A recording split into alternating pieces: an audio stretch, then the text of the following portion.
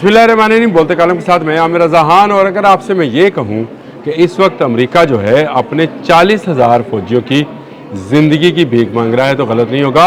Mark Rovio का एक बयान जो है आज इंटरनेशनल मीडिया की जीनत बना और उन्होंने कहा कि मिडल ईस्ट के अंदर उसके 40,000 के करीब फ़ौजी जो है वो तैनात है और उनकी ज़िंदगियों को ख़तरा है एक ऐसे मिज़ाइल सिस्टम से जो कि ना सिर्फ इसराइल को तबाह कर सकता है बल्कि उसको इंटरसेप्ट नहीं किया जा सकता है।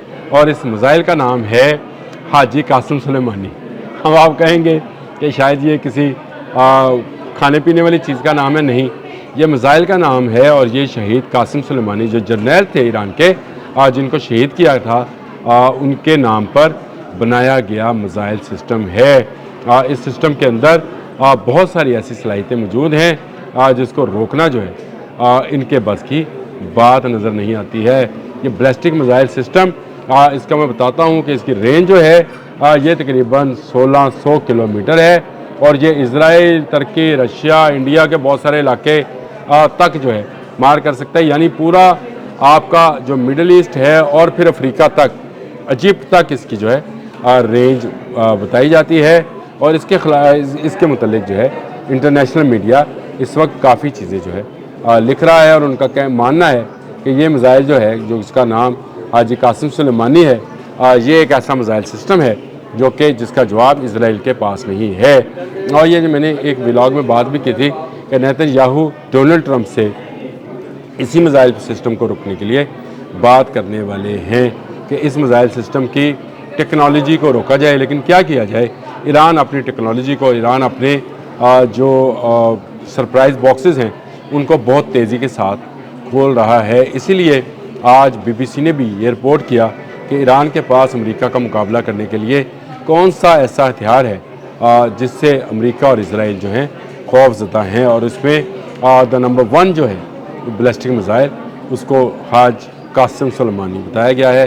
शहीद हाज कासिम सुलेमानी, ये पर्शियन में हाज कहते हैं, हम हाजी कहते हैं, तो मैंने इसलिए शुरू में हाजी कासिम सुलेमानी कहा था। तो ये शहीद हाजी कासिम सुलेमानी के नाम पर बनाया जाने वाला मिज़ाइल सिस्टम है जिसकी मैंने रेंज आपको बता दी और मार्क 12 तक इसकी स्पीड है। यानी आवाज़ से 12 गुना रफ्तार के साथ ये मिज़ाइल ट्रैवल करता है और 2 पार्ट्स में तकसीम हो जाता है। यानी इसकी एक पार्ट जो है इसको लेकर जब चलता है तो दूसरा पार्ट जो है वो उसके पीछे पीछे है, लेकिन अचानक एक पार्ट जो है अलग हो जाता है और ये मनूवेबल भी है, यानी ये अपना रास्ता भी बदल लेता है। मार्क 12 की स्पीड जो है आवाज़ से 12 गुना रफ्तार, कौन सा आयरन डूम है जो इसको रोक सकेगा। देखें ये जो मिज़ाइल है, ये जो बैलिस्टिक मिज़ाइल है जिसको हाइपरसोनिक मिज़ाइल कहना चाहिए, ये मिज़ाइल सिस्टम जो है 500 kg जो है 500 kg के करीब जो है ये अपने अंदर वॉरहेड लेके जा सकता है जो गिराए जा सकते हैं। ये वॉरहेड एटमी भी हो सकते हैं और रवायती भी। मैं जो अटका था वो इसलिए कि मैं इसको एटमी कहूँ या ना कहूँ। देखें, अगर ईरान ने एटमी क़ुव्वत हासिल कर ली है और उसके पास एटमी टेक्नोलॉजी है जिसका खदशा है अमेरिका को, इसलिए अभी तक हमला नहीं हुआ कि शायद उनके पास एटमी वॉरहेड मौजूद है। यूरेनियम अफज़ुर्दा कर चुका, इसकी तस्दीक ना सिर्फ अमेरिकन ने की, यूरोपियंस ने की, रशिया ने भी की कि इन्होंने यूरेनियम अफज़ुर्दा कर लिया।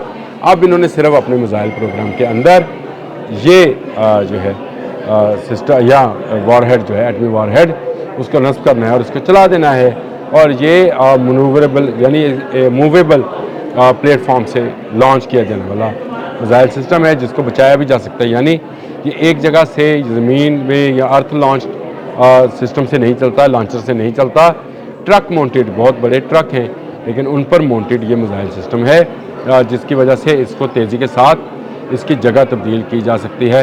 वो नक्शा भी मैं साथ साथ आपको बताता हूँ कि ईरान के पास जो मिज़ाइल हैं, बाकी मिज़ाइल की तो साथ साथ बात करते रहेंगे, लेकिन मेरा इस वक्त मसला जो है वो ये मिज़ाइल है जो थॉड और पेट्रियट, ये जो 2 सिस्टम्स हैं अमेरिका के इंटरसेप्टर्स जो मिज़ाइल को रोकने वाले हैं, उसको भी बाईपास कर सकता है। पहली बात तो ये है कि ये स्टेल्थ टेक्नोलॉजी का हामिल मिज़ाइल सिस्टम है और दूसरी बात ये है कि इस मिज़ाइल सिस्टम से इसको ना थॉड रोकेगा जो कि अमेरिका का इंटरसेप्टर सिस्टम है और ना पेट्रियाट इसको रोक पाएंगे। पेट्रियाट का अभी वैसे सौदा भी किया उसने, सऊदी अरब को, उसको भी बेच रहा है वो, इसी कहकर कि ईरान का मिसाइल सिस्टम बहुत आगे चला गया है।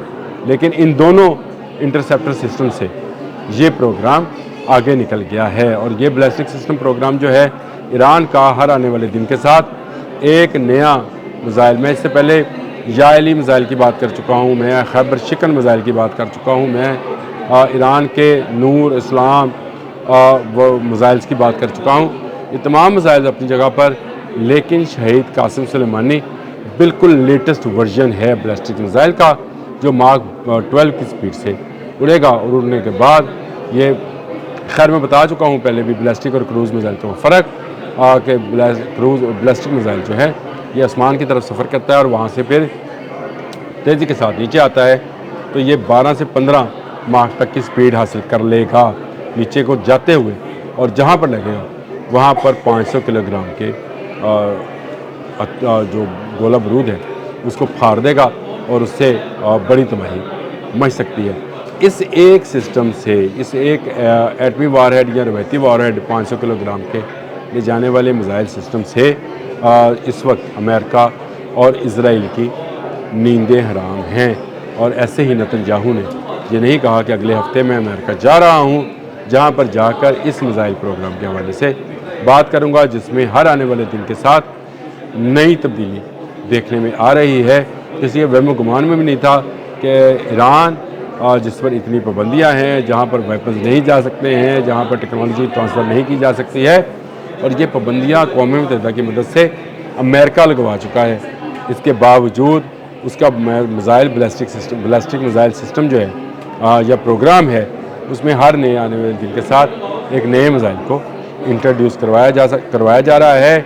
शहीद जनरल कासिम सुलेमानी, हाजी कासिम सुलेमानी के नाम पर हाज कासिम सुलेमानी मिसाइल जो है ये इसराइल के लिए और अमेरिका के लिए बड़ा ख़तरा बना हुआ है। और अमेरिका के लिए इसलिए कि मार्क रूबियो ने ख़ुद बयान दिया है कि उसके 40,000 के करीब सिपाही इस वक्त मिडल ईस्ट में मौजूद हैं, जिनको एक मिसाइल से ख़तरा है। उसके जितने फ़ौजी अड्डे हैं, वहाँ उसकी जितनी इंस्टॉलेशंस हैं, उसको एक मिसाइल से ख़तरा है।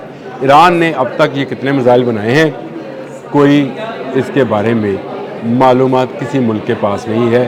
इतना खामोशी से, इतना राजदारी से ये काम किया गया है कि अभी तक इनके लिए जो मिसाइल सिटीज़ बनाए गए हैं, अंडरग्राउंड मिसाइल सिटीज़, में इनके बारे में पूरा एक प्रोग्राम कर चुका हूँ, वो अगर आप देखना चाहें तो देख लें। लेकिन ये मिसाइल सिटीज़ जो बनाए गए हैं वो कितनी गहराई पर हैं और उनमें से कैसे जो है इन मिसाइल्स को निकाल कर मुख्तलिफ़ जगह पर चलाया जाएगा, ये तमाम नक्शा जो है ईरान बना चुका। और इसी का ख़तरा इसराइल को है। इसराइली जसूस ये जसूसी ना कर पाए कि हाज कासिम सुलेमानी मिसाइल जो है ये कहाँ बन रहा है, कितना बना है, कितना नहीं, और कहाँ कहाँ इसको इंस्टॉल किया जा चुका। लेकिन ये जब चलेगा उसके बाद इसराइल या अमेरिका का कुछ नहीं बचेगा। अब तक के लिए इतना ही। अल्लाह हाफ़िज़।